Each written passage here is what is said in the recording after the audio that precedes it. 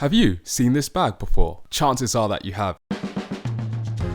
At airports, train stations, cities and street markets across the world, thrifty, wide-eyed, fast-moving families, entrepreneurs and workers don a different shade of red, white and blue. The red, white, blue bag, the refugee bag, the Turkish suitcase, the Chinatown tote. It goes by many names. The checkered laundry bag is universally recognized, to the point that it's become viewed as a cool fashion accessory, eagerly exploited by some of the globe's biggest brands. Squashed into these bags lie the memories, livelihood and dreams, sometimes of entire peoples, many of them crumpled and worn out from past tussles and events, and many others left prim and proper, in pristine condition, prepared for a journey ahead into a life of grit, hustle and ambition. In this video, we're going to tell you about its history and place across Africa, and why this continent could end up becoming responsible for the death or continued rise of this much beloved bag. But before we hop onto that, let's explore its origins. Initially used as a form of shelter and protection for construction sites, squatter areas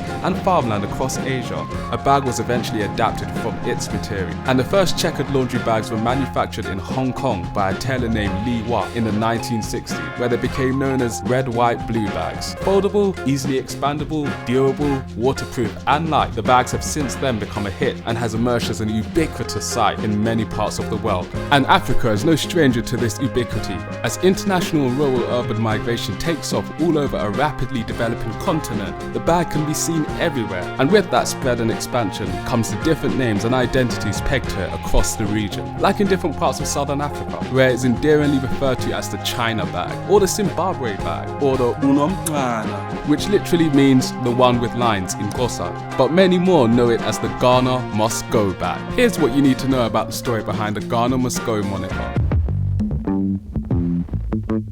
Way back in 70s Nigeria, when oil prices were high, the country's economy experienced a massive boom, which attracted lots of migrants from nearby Ghana in search of a better life, and many of them found this, as Ghanaian migrants found work as labourers, traders and teachers, as well as lawyers and doctors. Things were good. Then, the 80s came along, and Nigeria's economy fell victim to plummeting oil prices, during a period which would later be referred to as Africa's lost decade. And as is usually the case for most countries, whenever economic distress calls, a society and its politicians devise ways to blame outsiders for their troubles. In 1983, during election year, under the orders of Nigerian President Muhammadu Shagari, over 1 million Ghanaian migrants were given 2 weeks' notice to pack their bags and leave for good.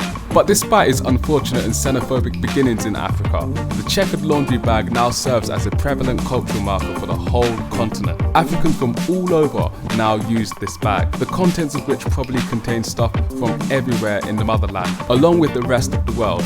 But with all that said, could Africa end up destroying one of its most universally loved and possessed objects? If you haven't already heard, a lot of different African countries do not like plastic.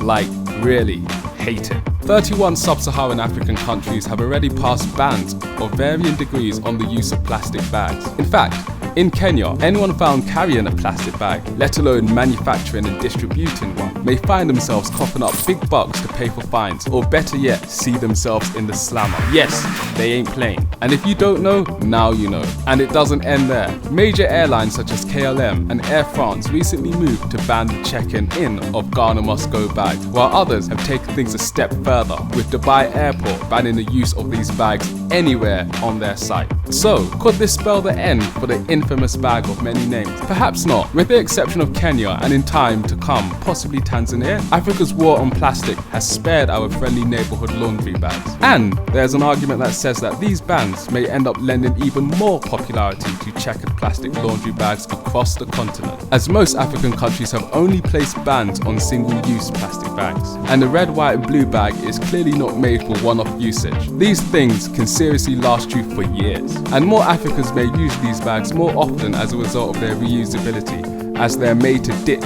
basic everyday plastic bags. There's also research out there to prove this, with a study by Fact.mr highlighting how demand has actually grown for polypropylene type woven bags in response to the numerous bans and environmental taxes passed worldwide on thin single-use plastic bags. As itchy as the continent's feet are on the thorny issue of plastic, will Africa go as far as to rid us of such an iconic item? Could these bags, seen far and wide across African cities, towns and villages, soon vanish from existence? Or will their position as the carrier bag of choice for its travellers, economic migrants and traders continue its reign uninterrupted? Let us know what you think in the comments below. Also fill us in on what people call this bag in your country or community. Stay blessed and get woke.